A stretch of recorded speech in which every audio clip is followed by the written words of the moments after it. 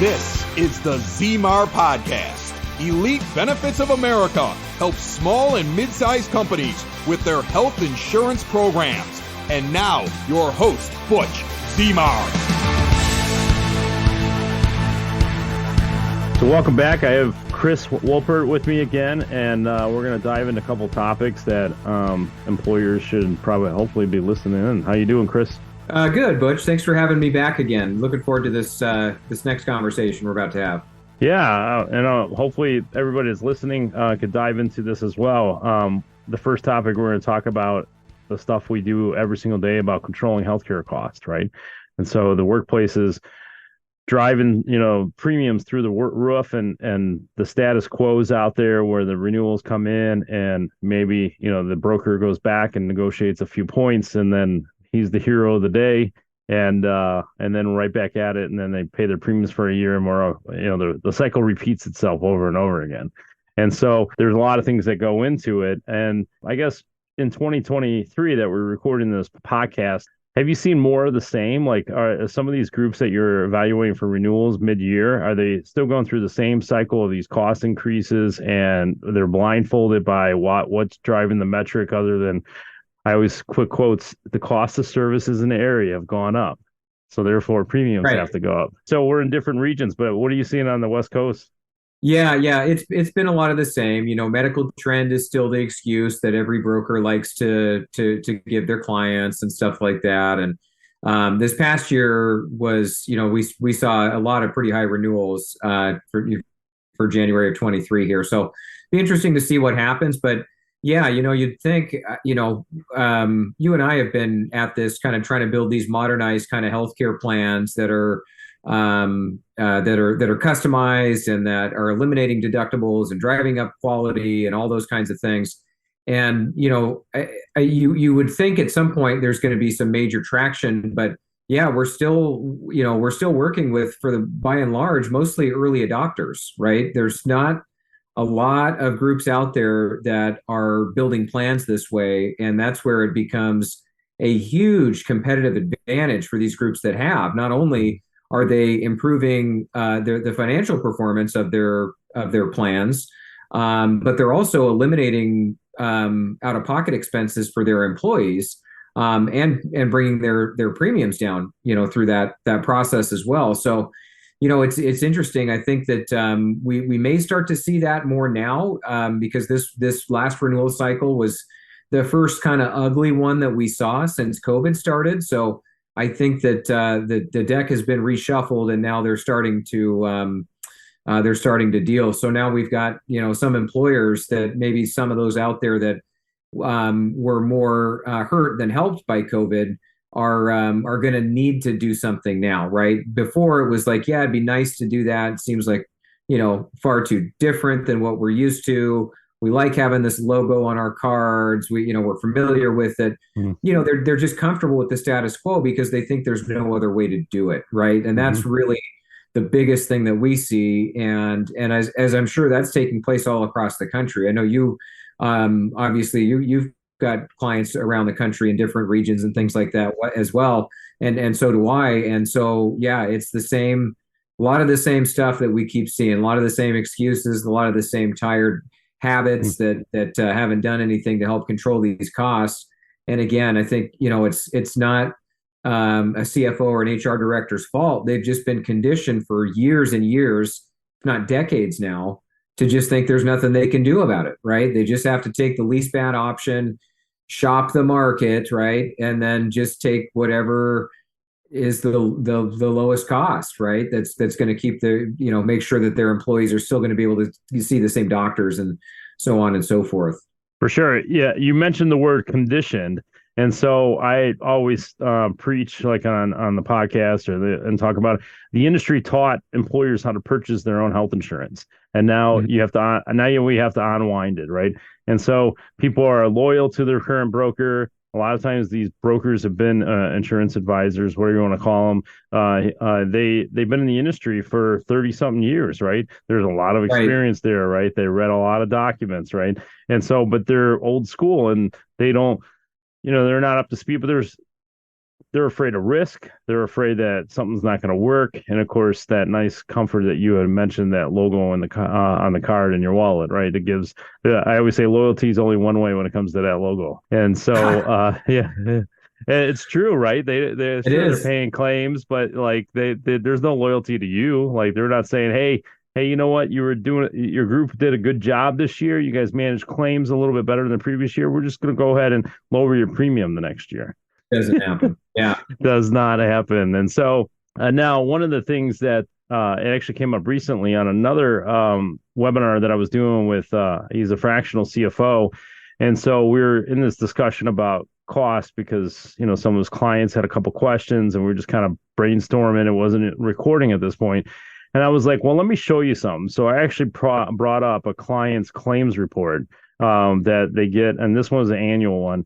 And so I show it to him, and he's like, "What is this?" And I'm going through it, and I'm showing him line by line, like prescription cost and ER visits and prescription drugs and like total cost, what was paid in, what's coming out. And he's like, "Holy smokes, I've never seen this before in my entire life." And we're talking about a guy that's been a fractional CFO for at least 5 years.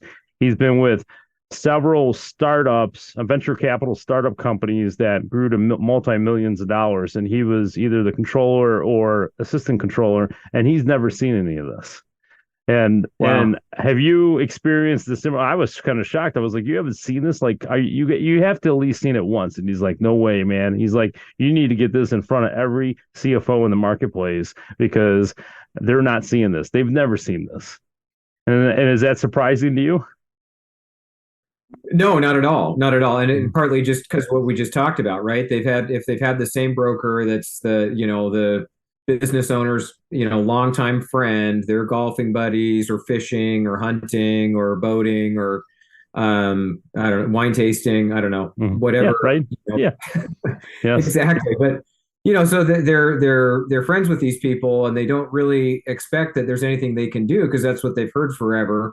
And like you said too, is that they are afraid of that risk, right? But I think the other thing too to keep in mind is that to me it's a lot more it's known versus unknown risk. So like a known risk, for example, would be something like when you've got a medical trend increase that you are expecting to get an 8 to 10 to 12% increase each year, just because you know that, and that's what you've been conditioned to believe was what to be expected. That doesn't mean you should accept that. I mean, in my opinion, it's like, why wouldn't you look for some kind of alternative that's out there? Why wouldn't you try to find something different? Again, that is the mentality that the employers are up against in many cases, where or it's something like where if you or I were to go to a group and talk about some of these things, and this has happened to me, I'm sure it's happened to you too. Sure. We talk about some different things that we can do and some different tactics that help us control those costs and things like that. And they take that back to their broker, and the broker just says, "Oh, well, that's too risky." And it's just so easy to just dismiss it by saying, "Well, that's too risky," when what they're actually saying is either A, I was unaware of that solution, or B, I'm not aware of how to actually implement that, or C, I just haven't wrapped my head around the fact that we just we trot out the same few carriers every year and hope that one of them has decent numbers and just kind of pick that one and get open enrollment going. And then, like I said, then at that point it's, hey, when are we playing golf next or wine tasting next or going boating or fishing or hunting, whatever it is. And for so long, it was very much a relationship business. And I think it still is. But the problem is that until recently, there's no kind of results that are expected. It's all around the activity of, oh, we're shopping the market, meaning we're going out and spreadsheeting a bunch of different numbers and that type of thing. Whereas the result really is, okay, what are you doing to help us control or contain our costs? What are you doing to help us find a different way of financing the purchase of healthcare? And so that's really what CFOs and HR directors need to be able to do is to start to actually expect results out of the programs that are being put in place.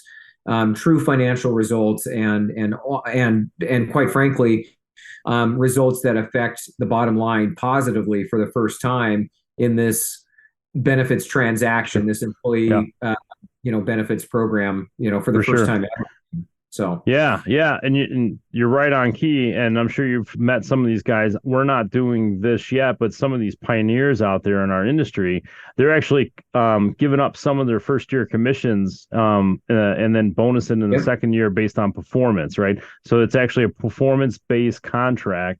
So that way they could put their money where their mouth is, right? And saying, look, if I perform and do this for you, and I tell you, some of these guys, and we've seen it too, where they're on a smaller scale, we've actually seen the healthcare trend go backwards. Like it's not. I mean, it's definitely the first year savings is big, and then it goes backward again because now they have a claims analysis. They can figure out where things are headed. They can implement programs to help offset risk. And so there's another mutual friend of ours, David. He had pointed out multiple times where he talks about there's two components here. You have a funding mechanism and you have an expense mechanism. And a lot of times we focus too much on the funding and we try to manipulate things and get the funding right. And that includes maybe shifting carriers, but we don't control the expense side and the outcome. Right. Yeah. And so a lot of times we end up having to do different strategies to help control that expenses or provide employee incentives to lower or eliminate some of that out-of-pocket expenses. Yeah, well, and that really is that's the key there. So there's a couple things that you just touched on I want to definitely touch on. So the incentives are huge. We'll get to that in a minute here. But the other thing that you just had mentioned here was, about how you're, too fixated on the funding side of things, right? And I find the same thing when, there's plenty of groups that we talk to that maybe are already self-funded or they're going into self-funding. And, with using that contract type, you tend to find yourself in a situation where, you're kind of trying to split hairs. You're kind of trying to find ways to keep those costs down. And they end up focusing too much on those fixed costs, right? Those admin expenses, the insurance lines of coverage, all the PEPMs, the per employee per month charges that exist for those admin fees and all those fixed expenses, when what you really want to be able to do is focus on the claims. That's the variable, right? That's the one that you can actually potentially have some changes in and have some fluctuations in, is those claims that happen throughout the year. The problem is we don't know how or when or where those claims are going to come from beforehand. But if we're just focused on the fixed expenses, you're cutting pennies to try and save dollars, and it's never gonna happen. And frankly, the other part of that too is if you're utilizing the right programs, some of those are going to have a PEPM, or you're going to build those into your program, or your broker's going to do that on their behalf. But they're going to build that into your program. So if you've got a little bit higher fixed fee, that's okay if they're saving you on the variable claims aspect of it, right? So there's a number of things to look at there, but many times I think that there is this fixation on, well, our fixed fees are X and we don't want to go above that. But it's like, hey, you're overspending on claims, and that's where that's where a majority of the spend is going, and it's also the area where you can have the biggest impact by simply focusing on those claims and on those results, like we were just talking about, right? And the other what that allows you to do, again, going back into the incentive piece of it, is a lot of those programs that we're sponsoring, that we're putting in and baking into our health plans. The reason we're doing that is because they have incentive programs for employees to actually use them. Because we've all seen, and I'm sure you've seen it, Butch, just like I have, there's a great new shiny object, right, that we can roll out, and it's going to help every employee, and it's going to save them money, and it's going to improve the value of the program and all these things. And then it's not communicated to employees. They don't understand what it is. They don't understand how to use it. And so all of this excitement ends up getting lost because there hasn't been any kind of proper communication. There hasn't been the incentives in place for the employees to actually seek out and participate in that aspect of their benefits program, right? And that, to me, is just, it's a waste. It's a waste of all that momentum and time and money and everything. So, it's definitely important that the incentives are for the first time ever aligned with the employee and thus aligned with the employer.